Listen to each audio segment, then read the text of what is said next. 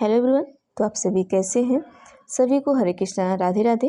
जैसा आप सभी को पता है कि हम अपना प्रैक्टिस शीट डेली लेकर चलते हैं। तो आज जो हमारा प्रैक्टिस है क्वेश्चन नंबर 16 से स्टार्ट होगा। और देखिए क्वेश्चन नंबर 15 तक हमने आपको करा दिया है, तो आज हम क्वेश्चन नंबर 16 से लेकर चलेंगे। तो आप सभी को पता है, जो पुराने बच्चे हैं उन्हें पता है कि प्रैक्टिस सेट कैसे करनी है, और जो नए बच्चे हैं उन्हें बता देना चाहते हैं कि देखिए डेली हम आपको 15 क्वेश्चन लेकर चलते हैं, और आप सभी क्वेश्चन करने से पहले एक पेन और कॉपी लेकर बैठा करिए। उसके बाद आप नंबरिंग किया करिए। जैसे क्वेश्चन नंबर 16 हम करवा रहे हैं, तो 16 से लेकर 30 तक आप नंबरिंग करेंगे। उसके बाद जब हम क्वेश्चन पढ़ते हैं आप भी पढ़ा करिए, आप अपना उत्तर दिया करिए खुद से। उसके बाद जब हम उत्तर बताते हैं तो अपने उत्तर का मिलान किया करिए। उत्तर सही होता है तो सही करिए, गलत होता है तो गलत करिए। जैसे क्वेश्चन नंबर 16 में हमने आपको ए बता दिया या बी बता दिया, ठीक है। जैसे मेरे बताने से पहले आपने ए या बी उत्तर दे दिया, और जब हमने आपको आपने मान लीजिए ए उत्तर दे दिया, ठीक है। अब उसके बाद हमने आपको बी बता दिया, अब यहाँ पर क्वेश्चन आपका गलत हो गया तो आप गलत कर लीजिए। अगर ये हमने अब मतलब मान लीजिए आपने ए उत्तर दे दिया, हमने ए बता दिया, क्वेश्चन सही हो गया तो आप सही कर लीजिए। ऐसे ही 15 क्वेश्चन तक आप कर लीजिए, और बाद में लास्ट में काउंट क्या करिए कि आपने 15 क्वेश्चन में से कितना नंबर गेन किया है। इस तरीके से करने से आपके अंदर कॉन्फिडेंस आएगा और आपको पता चलेगा कि आप अभी कितना प्रैक्टिस सेट में कितने क्वेश्चन हल कर पा रहे हैं, ठीक है। तो प्लीज़ आप सभी कितने क्वेश्चन कर पाते हैं तो कमेंट बॉक्स में कमेंट करके बताया करिए, ताकि हमें पता चले कि आप कितने से क्वेश्चन कर पा रहे हैं। तो इस हिसाब से हम आपको प्रैक्टिस को और भी ज़्यादा से ज़्यादा समझाने की कोशिश करेंगे। तो चलिए हम क्वेश्चन नंबर 16 से अपने स्टार्ट करते हैं। देखिए क्वेश्चन आपका है कि जीन पियाजे के संज्ञानात्मक विकास के किस चरण पर बच्चा समझ बना लेता है कि प्रतीकों का इस्तेमाल वस्तुओं को प्रतिनिधित्व करने के लिए किया जा सकता है। अगर बच्चे के सामने साइकिल नहीं है तब भी साइकिल शब्द सुनकर उनके मस्तिष्क में एक प्रतिबिंब बन जाता है। अब क्वेश्चन को ध्यान से देखिएगा क्योंकि ऑप्शन इसका नीचे है, थोड़ा ऑप्शन बड़ा है, ठीक है। क्वेश्चन भी बड़ा है तो एक साथ नहीं आ पाया है, ऑप्शन हम नीचे दिखाएंगे। एक बार क्वेश्चन को हम फिर से पढ़ेंगे। देखिए जो जीन पियाजे हैं, तो जीन पियाजे ने कौन सा सिद्धांत दिया था? संज्ञानात्मक विकास।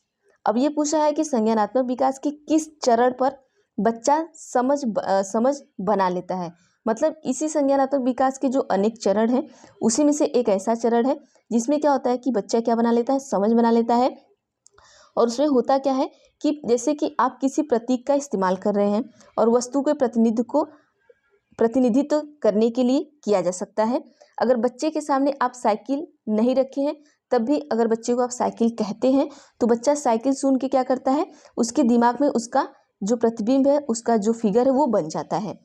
तो कौन सी अवस्था वो होगी आपको बताना है। तो चलिए बताइए। क्वेश्चन नंबर ऑप्शन ए है पूर्व परंपरागत अवस्था, बी है पूर्व संक्रियात्मक अवस्था, सी है मूर्त संक्रियात्मक अवस्था, डी है अमूर्त संक्रियात्मक अवस्था। देखिए उस टाइम बच्चा ऐसा हो जाता है कि उसे अगर आप नहीं भी बताते हैं तो भी उसके दिमाग में चीज़ें आ जाती हैं कि शेर अगर कह रहे हैं तो शेर कैसा है, उसके दिमाग में तुरंत प्रतिबिंब बन जाएगा। अगर उसको गाय कह रहे हैं तो गाय का प्रतिबिंब उसके दिमाग में बन जाएगा। तो वो किस अवस्था में बच्चा चल रहा है? तो चलिए उत्तर बता देते हैं। वो पूर्व संक्रियात्मक अवस्था में बच्चा चल रहा है, ठीक है। इसका हो गया आपका ऑप्शन नंबर बी सही कर लीजिएगा, ठीक है। पूर्व संक्रियात्मक में चलेगा। नेक्स्ट क्वेश्चन पर चलते हैं हम। क्वेश्चन आपका है कि आनव 3 अंकों की संख्या का जोड़ करने में अकेले संघर्ष करता है।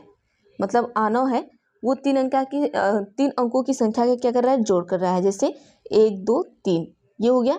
अब इसी में 4 5 6 अब इसको प्लस कर रहा है वो। अब किंतु शिक्षिका की मदद से वह ऐसा करने में सक्षम है। लेवागस्की से सिद्धांत के अनुसार यह क्या दर्शाता है? ऑप्शन ए है समीपस्थ विकास का क्षेत्र, बी है पुनर्वलन, सी है परिपक्वता, डी है प्रतीकवाद। तो देखिए यहाँ पे जब वो शिक्षिका की मदद से वह सक्षम है तब उसमें क्या होता है, लेवागस्की के सिद्धांत के अनुसार यह क्या है, जो ना प्रॉक्सिमल डेवलपमेंट में आता है। तो ये ऑप्शन नंबर ए जो होगा आपका, ऑप्शन नंबर ए सही बिल्कुल होगा। क्वेश्चन नंबर 17 का, ठीक है, समीपस्थ विकास का क्षेत्र। ये पुनर्बलन तो यहाँ कुछ हो नहीं रहा है, मैच्योरिटी तो यहाँ पर कुछ हो नहीं रही है, और सिम्बोलिज्म ये भी प्रतीकवाद भी यहाँ पर कुछ नहीं हो रहा कि कोई प्रतीक इस तरीके का है, ये भी नहीं हो रहा है, क्योंकि वो क्या कर रहा है कि किसी की मदद ले रहा है और मदद से ही वो क्या है सक्षम है, जो उसका मदद कर रहा है। तो ऐसी चीज़ों में क्या है वो समीपस्थ विकास का क्षेत्र में आएगा, क्योंकि वो कर तो रहा है, अपने से कर रहा है, लेकिन थोड़ा बहुत इधर उधर हो जा रहा है, तो शिक्षिका की मदद से वो चीज़ें आसानी से कर रहा है। तो ये क्या होगा कि जोन ऑफ प्रॉक्सिडोमल डेवलपमेंट में आपका आएगा। ठीक है, नेक्स्ट क्वेश्चन पर चलते हैं हम। लेवागिस्की से ही क्वेश्चन है। देखिए, लेवागिस्की से 2 क्वेश्चन, 2 जीन पियाजे से क्वेश्चन, कोहलबर्ग से 2 क्वेश्चन, इस तरीके से आपको पेपर में जरूर क्वेश्चन आते हैं। तो इन सभी को आप अच्छे से पढ़िएगा, जितने भी आपके मनोवैज्ञानिक हैं उनके बारे में आपको अच्छी तरीके से पढ़ना है। ठीक है, क्वेश्चन नंबर 18 आपका है कि लेवागिस्की के अनुसार अधिगम क्या है। ऑप्शन ए है ज्ञान के निर्माण की प्रक्रिया, बी है ज्ञान की प्राप्ति के लिए एक निष्क्रिय प्रक्रिया, सी है अभ्यास व दोहराव की प्रक्रिया, डी है उद्दीपन प्रक्रिया के संबंधों की प्रक्रिया। देखिए, हम आपको यहाँ बता देना चाहते हैं, जब आपको हिंदी ना समझ में आए तो सीधे आप इंग्लिश पर अटैक किया करिए। कुछ चीज़ें ऐसी होती है जो हमें हिंदी नहीं समझ में आती है और हम अगर इंग्लिश देखते हैं उसका हम उत्तर दे लेते हैं। ठीक है, क्वेश्चन नंबर 18 देखिए, अकॉर्डिंग टू लेवागिस्की लर्निंग इज, तो यहाँ पर जो आपका क्वेश्चन नंबर 18 का सही उत्तर होगा, देखिए निष्क्रिय तो हमारा ऐसे ही क्या हो जाएगा, नेगेटिव पॉइंट हो जाएगा, तो इसको हम ऐसे ही हटा देंगे। अभ्यास व दोहराव, बार बार हम क्या करेंगे, बार बार हम ड्रिल एंड प्रैक्टिस सेट नहीं करवाएंगे बार बार चीज़ों की। ये लेवागिस्की नहीं कहते हैं कि सीखने के लिए हम बार बार चीज़ों को क्या करें, दोहराएं। ठीक है, उद्दीपन प्रक्रिया के संबंधों की प्रक्रिया, ऐसा भी नहीं है, स्टिमुलस रिस्पॉन्स एसोसिएशंस को भी हम नहीं करेंगे, तो ऑप्शन नंबर डी भी नहीं होगा। ऑप्शन नंबर ए जो होगा आपका बिल्कुल सही होगा कि ज्ञान के निर्माण की प्रक्रिया, यहाँ पर an active process of constructing knowledge, यहाँ पर होगा आपका कि ज्ञान के निर्माण की प्रक्रिया होगा। ऑप्शन नंबर ए सही होगा। नेक्स्ट क्वेश्चन पर चलते हैं हम, क्वेश्चन नंबर 19। देखिए, क्वेश्चन नंबर 19 में है ए प्रोग्रेसिव क्लासरूम, मतलब एक प्रगतिशील कक्षा। ऑप्शन ए है give primacy to the silent listening only, मतलब केवल मूक श्रवण को प्राथमिकता देता है। क्या आप एक प्रगतिशील कक्षा में हैं, तो ऐसा हो सकता है क्या, तो बताते रहिएगा। ऑप्शन बी है कि अधिगमकर्ताओं की व्यक्तिगत विभिन्नताओं का सम्मान करता है। ऑप्शन सी है कि अंक उन्मुख होता है। ऑप्शन डी है कि अधिगम के व्यवहारवादी सिद्धांतों पर निर्धारित होता है। क्या होगा यहाँ पर बताइएगा। अगर आप एक प्रगतिशील कक्षा में हैं तो प्रगतिशील कक्षा क्या होता है, तो देखिए केवल मुख्य स्वरों को प्राथमिकता नहीं, केवल आपका क्या होगा, निगेटिव पॉइंट हो गया। अब जहाँ पर केवल दिख जाएगा किसी भी क्वेश्चन में, तो क्वेश्चन अगर पॉजिटिव पूछ रहा है, केवल दिख गया निगेटिव, तो उसको काट दीजिए। अगर क्वेश्चन निगेटिव पूछ रहा है और केवल दिख गया तो समझिए सही होगा। अगर एक प्रगतिशील कक्षा नहीं, अगर यहाँ नहीं दे दिया तो केवल वाला सही होगा। ठीक है, लेकिन यहाँ पर प्रगतिशील कक्षा दिया, क्वेश्चन पॉजिटिव पूछा है, तो उत्तर भी पॉजिटिव ही आएगा। अंक उन्मुख होता है, बिल्कुल नहीं, कि आप अगर प्रगतिशील कक्षा है तो आपको ओरिएंटेड, मतलब मार्क्स ओरिएंटेड कर देगा, बिल्कुल नहीं कि आपको नंबर दे के आपको आपका जो दिमाग है वो बढ़ा देगा, कुछ तरीके से इस तरीके से काम कर देगा, ऐसा बिल्कुल नहीं। प्रगतिशील कक्षा में ऐसा नहीं होता कि आपका जो नंबर है उस पर ज़्यादा ध्यान दिया जाए। अधिगम के व्यवहारवादी सिद्धांतों पर निर्धारित है, ऐसा भी नहीं है। प्रगतिशील कक्षा आपके व्यवहार पर निर्धारित नहीं होता है। वो क्या होता है कि अधिगमकर्ता की जो व्यक्तिगत विभिन्नता होती है उसका सम्मान करता है। तो ऑप्शन नंबर बी सही होगा बिल्कुल, तो बी को सही करिएगा। क्वेश्चन नंबर 20 पर चलते हैं हम। क्वेश्चन नंबर 20 आपका है कि लॉरेंस कोहलबर्ग के नैतिक विकास के सिद्धांत के अनुसार सजा टालने के लिए नियमों का पालन करना किस चरण को दर्शाता है। ऑप्शन ए है प्रथापूर्व चरण, बी है अमूर्त संक्रियात्मक चरण, सी है आपका प्रथागत चरण, डी आपका है उत्तर प्रथागत चरण। उत्तर दीजिएगा क्वेश्चन नंबर 20 का। देखिए, लॉरेंस कोहलबर्ग आ गए, जैसे हमने आपको कहा था कि 2 कोहलबर्ग, 2 पियाजे, दो आपके लेवागिस्की, इस तरीके से क्वेश्चन आपको पूछे जाते हैं ज़्यादातर। ठीक है, क्वेश्चन बताइए।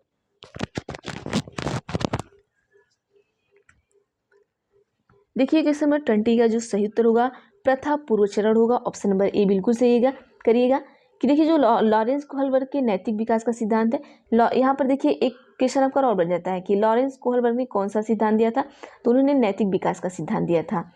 अब इनके जो नैतिक विकास का सिद्धांत है, इसी के अनुसार सजा टालने के लिए नियम का पालन करना किस चरण को दर्शाएगा, वो प्रथा पूर्व चरण को। प्री जो कन्वेंशनल स्टेज होगा, यही आपके सजा को टालने के नियम को क्या करेगा, पालन करता है। तो ऑप्शन नंबर ए सही करिएगा, बाकी ये सारे क्या हो जाएंगे, गलत हो जाएंगे। नेक्स्ट क्वेश्चन पर चलते हैं 21 पर।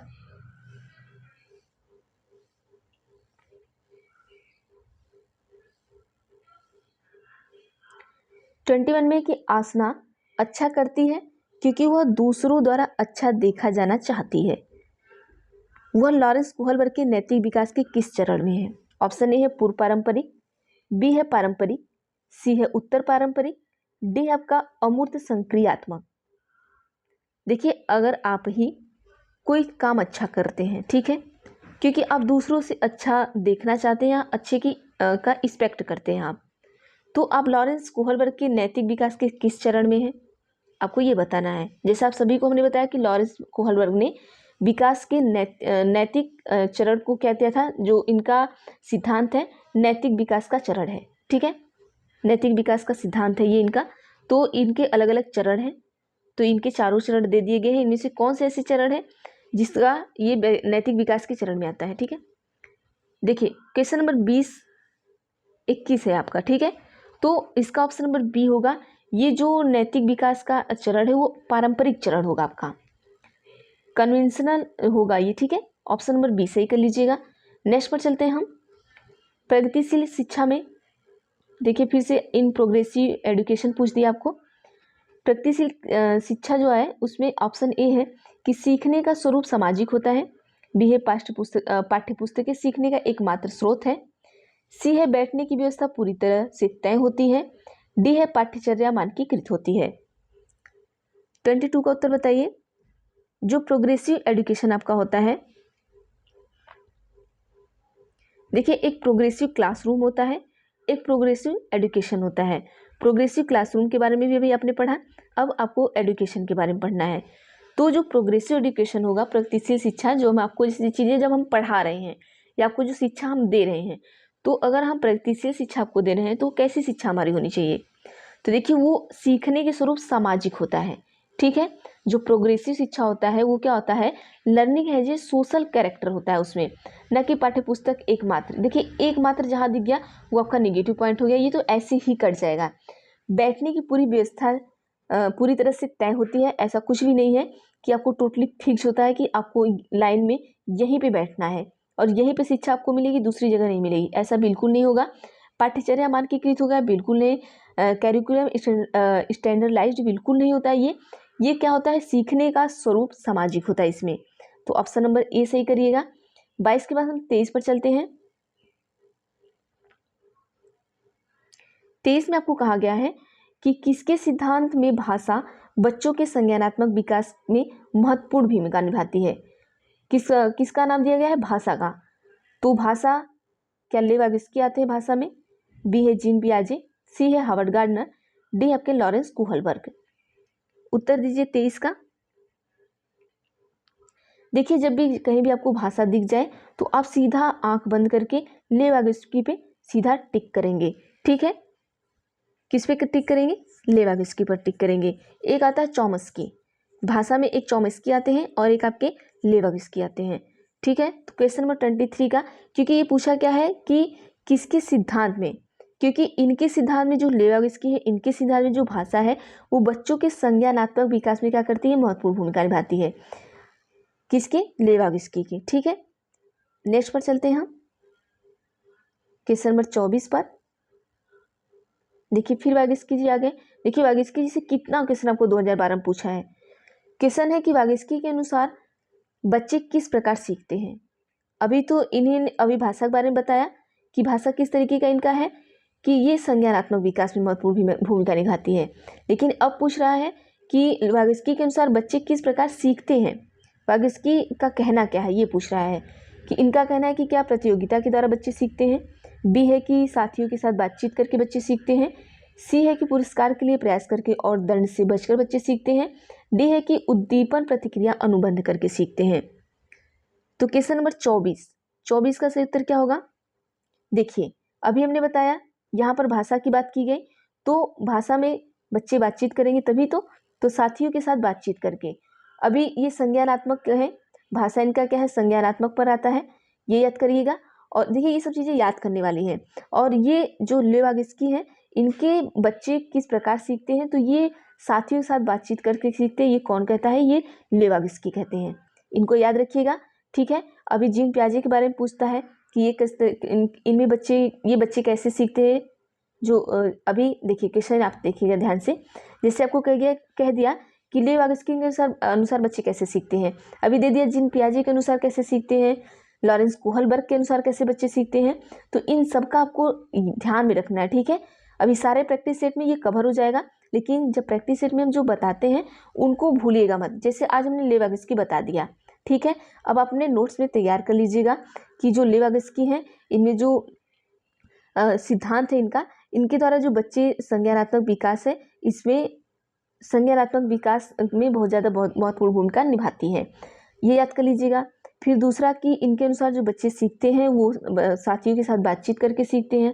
जो लेवागिस्की की चीज़ें आती हैं, जो पॉइंट आती हैं, आप उसको कवर करिएगा, ठीक है, नहीं तो आगे आप भूल जाएंगे। अगर देखिए अभी कवर कर लेंगे, उसको लिख लेंगे। अगर आगे हम आने वाले प्रैक्टिस सेट में अगर आपको हमने जीन पियाजे के बारे में बता दिया, आप दोनों में कंपेयर करिएगा कि जीन पियाजे के द्वारा बच्चे कैसे सीखते हैं, लेवागिस्की के द्वारा बच्चे कैसे सीखते हैं। तो चीज़ें आपको क्या होंगी, जल्दी से याद हो जाएंगी, ठीक है। आगे चलते हैं। क्वेश्चन है कि किस प्रकार का शिक्षा शास्त्र एक शिक्षक को अपनी कक्षा में व्यक्तिगत विभिन्नताओं का ध्यान रखने में मदद करेगा। ऑप्शन ए है कि मानकीकृत व एक समान, बी है पूरी तरह से परीक्षाओं पर केंद्रित, सी है पूरी तरह से पुस्तकों पर केंद्रित, डी है आपका संलग्न व संदर्भित। क्वेश्चन नंबर आपका 25 है।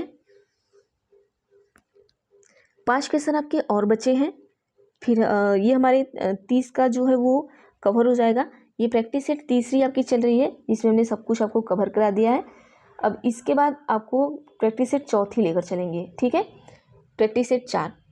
और जैसे ही 8-10 प्रैक्टिस सेट खत्म हो जाते हैं ना, तो फिर हम प्रीवियस ईयर का भी आपको लेके चलेंगे। देखिए वैसे भी ये जो प्रैक्टिस सेट हम लिए हैं, बनाए हैं, जो भी ये है, इसमें आपका प्रीवियस ईयर के पेपर ही आपको इंक्लूड किया गया है। तो इसमें जो थोड़े इंपॉर्टेंट टाइप की हैं उसको हम ले लिए हैं, ठीक है। चलिए क्वेश्चन नंबर 25 का जो सही उत्तर होगा ऑप्शन नंबर डी सही होगा, संलग्न व संदर्भित, ठीक है। देखिए यहाँ होता क्या है कि किस प्रकार का शिक्षा शास्त्र एक शिक्षक को अपनी कक्षा में व्यक्तिगत विभिन्नताओं का ध्यान। अगर आप एक शिक्षक हैं तो आप अपनी कक्षा में हैं, तो ऐसा कौन सा शिक्षा शास्त्र है जो आपको अपनी कक्षा में व्यक्तिगत विभिन्नता पर ध्यान रखने में मदद करेगा। व्यक्तिगत विभिन्नता का मतलब क्या होता है, कोई बच्चा अच्छी तरीके से पढ़ रहा है, कोई बच्चा कम तरीके से पढ़ रहा है, कोई बच्चा ज़्यादा लंबा है, कोई बच्चा छोटा है, कोई मोटा है, इस तरीके से अलग अलग, किसी बच्चे का विचार अलग तरीके से है। व्यक्तिगत तरीके से समझ लीजिए कि हर बच्चे का जो विचार होता है, हर बच्चे का पढ़ने का जो तरीका होता है वो अलग अलग होता है।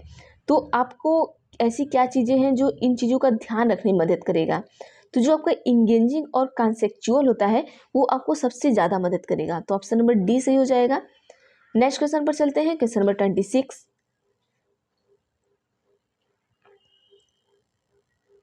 देखिए थोड़ा बड़ा है तो इसको हम छोटा कर देते हैं। क्वेश्चन आपका है कि रश्मि अपनी कक्षा में विद्यार्थियों के सीखने की क्षमता को ध्यान में रखकर विभिन्न प्रकार के कार्यकलापों का उपयोग करती हैं और सहपाठियों द्वारा अधिगम को बढ़ावा देने के लिए समूह भी बनाती हैं। निम्नलिखित में से कौन सा इसका समर्थन करता है। ऑप्शन ए है सिगमंड फ्रायड का मनोयौगिक सिद्धांत, बी है लेवागिस्की का सामाजिक सांस्कृतिक सिद्धांत, सी है कि लॉरेंस कोहलबर्ग का नैतिक विकास का सिद्धांत, डी आपका है कि बीएफ स्किनर का व्यवहारवादी सिद्धांत। देखिए रश्मि क्या करती है, जैसे आप ये टीचर है, रश्मि को छोड़ दीजिए, आप अपने को ले लीजिए। अब आप क्या कर रही हैं, यहाँ पर क्वेश्चन को ध्यान से देखिएगा, एक सेकेंड।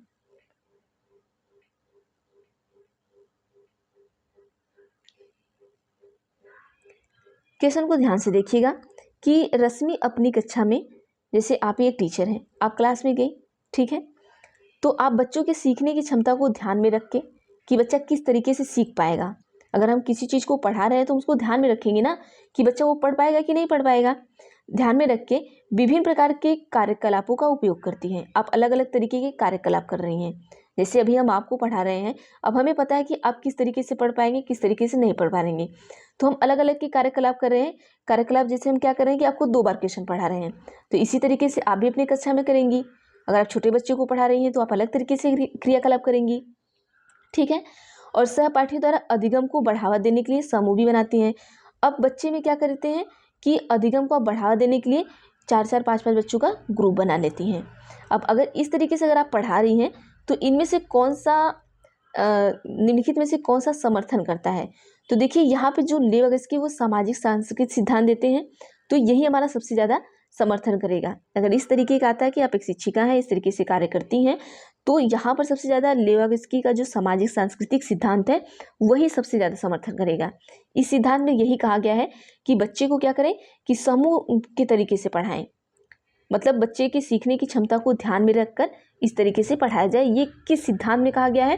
तो ये लेवगस्की के सिद्धांत में कहा गया है, इसको याद रखिएगा, ठीक है। आगे चलते हैं हम 27 में है कि इनमें से कौन सा अध्यापक द्वारा पाठ का उदाहरण नहीं है? ऑप्शन ए है अनुकरण के लिए कौशलों का प्रदर्शन करना, बी है रटना, सी है इशारे एवं संकेत, डी है आपका सहपाठियों संग साझा शिक्षण। तो देखिए क्वेश्चन नंबर 27 में आपको सिंपल सा देखिए पाठ का उदाहरण नहीं है, तो यहाँ पर ये सारे आपके उदाहरण हैं और ये आपका रटना, जैसे हमने अभी आपको बताया था जो क्वेश्चन निगेटिव है तो उत्तर भी निगेटिव होगा। रटना आपका निगेटिव पॉइंट आता है। देखिए हम निगेटिव और पॉजिटिव पॉइंट बताते चल रहे हैं, आप लिखते चलिएगा। जैसे केवल हो गया, में हो गया, भी हो गया, रटना हो गया, एकमात्र हो गया, एक ही हो गया, तो ये सारे निगेटिव पॉइंट में आते हैं। तो निगेटिव को भी लिखते जाइएगा ताकि आपको निगेटिव क्वेश्चन जैसे दिखता है आप निगेटिव पॉइंट पे सीधा अटैक किया करिए। तो जैसे आपको निगेटिव दिख गया यहाँ पर, अब निगेटिव आप इन चारों में से कौन दिखा? रटना, तो आप ऑप्शन नंबर बी पर सीधा अटैक करिए, ठीक है। नेक्स्ट पर चलते हैं हम 28 पर। क्वेश्चन आपका है कि निम्नलिखित में से कौन सी शिक्षा शास्त्री पद्धति का एक संरचनावादी कक्षा के लिए उपयुक्त नहीं है? देखिए निगेटिव पॉइंट है, सीधा निगेटिव पे आपको अटैक करना है।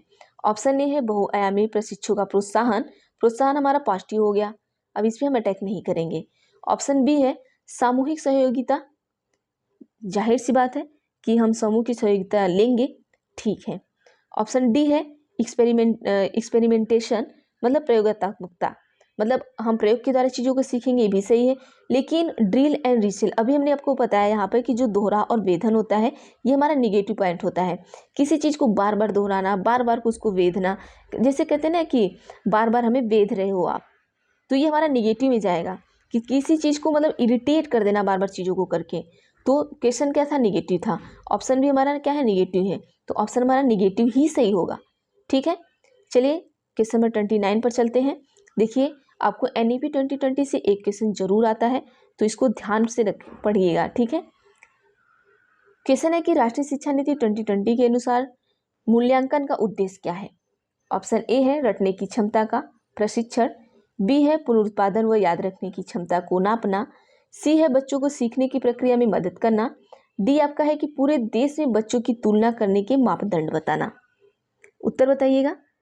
देखिए पूछा क्या है, ध्यान रखिएगा कि NEP 2020, इसका शॉर्ट भी आप लगा सकते हैं कि NEP 2020 आप कर सकते हैं, ठीक है। जैसे यहाँ पर राष्ट्रीय शिक्षा नीति दिया है तो आप इसको शॉर्ट करके NEP कर सकते हैं। तो जो हमारा NEP 2020 होता है तो उसके अनुसार मूल्यांकन का उद्देश्य क्या है? अगर आप किसी बच्चे का मूल्यांकन कर रहे हैं तो किस उद्देश्य से करना चाहिए, ये पूछ रहा है, तो उत्तर बताइए। देखिए हम मूल्यांकन क्यों करते हैं?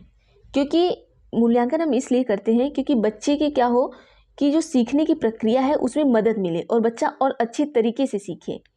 तो 2020 के अनुसार जो मूल्यांकन का उद्देश्य यही था कि बच्चे के सीखने की जो प्रक्रिया है उसमें मदद करना। तो ऑप्शन नंबर जो सी है वो बिल्कुल सही हो जाएगा। देखिए हम आपको सबसे कम टाइम में सबसे ज़्यादा क्वेश्चन देते हैं, तो आप हमेशा आपको हम कहते हैं कि आप वहीं से क्वेश्चन क्या करिए जहाँ से आपको ज़्यादा से ज़्यादा क्वेश्चन कम टाइम में मिले। देखिए हम 15 क्वेश्चन लगभग आपको 20 से 25 मिनट में या कभी कभी आपको हम 20 मिनट में दे देते हैं। तो ये जो 15 क्वेश्चन है अब इसको कहीं भी जाके 2 घंटे में मत पढ़िएगा, प्लीज़ आप ये काम मत करिएगा, क्योंकि आपका जो ये 2 घंटे का टाइम बचेगा वो आप कहीं और इन्वेस्ट कर सकते हैं, ठीक है। क्वेश्चन नंबर 30 आपका क्या है कि समावेशन क्या अर्थ है। ऑप्शन 2 ही देंगे, इन्हीं 2 ऑप्शन में से आपको उत्तर बताना है। समावेशन होता क्या है ये बताना है आपको, ठीक है। ऑप्शन ए है कि सभी विद्यार्थियों की उनकी सामाजिक पहचान से निरपेक्ष होकर अपनाना। बी है कि अनुचित प्रयास और अलगाव पैदा करने वाली बाधाओं को अनदेखा करना। तो यहाँ पर देखिए क्वेश्चन क्या है, निगेटिव नहीं है, पॉजिटिव है। अब अनदेखा करना, बाधाओं को हम कभी अनदेखा नहीं करेंगे ना, इससे निपटने की कोशिश करेंगे ना, तो बाधाओं को अनदेखा करना हमारा निगेटिव में चला जाएगा, तो हमारा निगेटिव पॉइंट हो गया। पॉजिटिव क्या बचा, हमारा एक ही बचा, निरपेक्ष होकर, मतलब यहाँ निरपेक्ष होना हमारा पॉजिटिव में चला जाएगा। तो ऑप्शन नंबर ए जो होगा हमारा वो बिल्कुल सही हो जाएगा, ठीक है। तो चलिए ये आपके हो गए 30 क्वेश्चन आपके CDP के। अब हम नेक्स्ट वीडियो में आपके फिर से 15 क्वेश्चन देखेंगे, ठीक है। ये 30 क्वेश्चन हमने कंप्लीट कर लिया, प्रैक्टिस सेट 3 हमने कंप्लीट कर लिया है। अब प्रैक्टिस सेट चौथा हमारा लेके चलेंगे, इसको भी हम जल्द से जल्द कंप्लीट करेंगे। बाकी देखिए आप सभी ऐसे प्रैक्टिस सेट किया करिए, थ्योरी की क्लासेस आपको जहाँ से मिलती है आप किया करिए। बाकी आपकी SST की जो थ्योरी की क्लासेस है, अभी आपका जो जियोग्राफी है वो चल रहा है।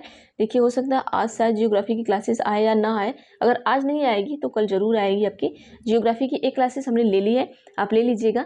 क्लास 6 की हमने क्लास पढ़ा दी है, और बाकी जो क्लास 6 में आपके लगभग 6 से 7 चैप्टर हैं उसको हम कंप्लीट कराएंगे। फिर 7, 8, 9, 10 और आपका जो SST है, SST की कुछ क्लासेस हमने ली है और प्लेलिस्ट हमने बना दिया। इसके पहले वाला जब पेपर चल रहा था उसमें हमने लिया था, तो आप वहाँ से भी जाके पढ़ सकते हैं, ठीक है। क्योंकि बार बार उसी एक ही चीज़ को पढ़ाना सही नहीं है, आप वहाँ से भी वीडियो देख सकते हैं। तो चलिए एवरीवन आज इतना ही करते हैं, बाकी हम नेक्स्ट वीडियो में देखेंगे।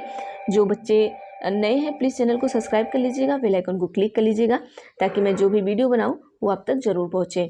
और प्लीज़ आप सभी वीडियो अच्छी लगती है तो वीडियो को आप सभी लाइक कर दिया करिए, और आप अपने भी जहाँ भी आप सोशल मीडिया पे हैं वहाँ पे शेयर कर दिया करिए, ताकि ज़्यादा से ज़्यादा लोगों तक जाए।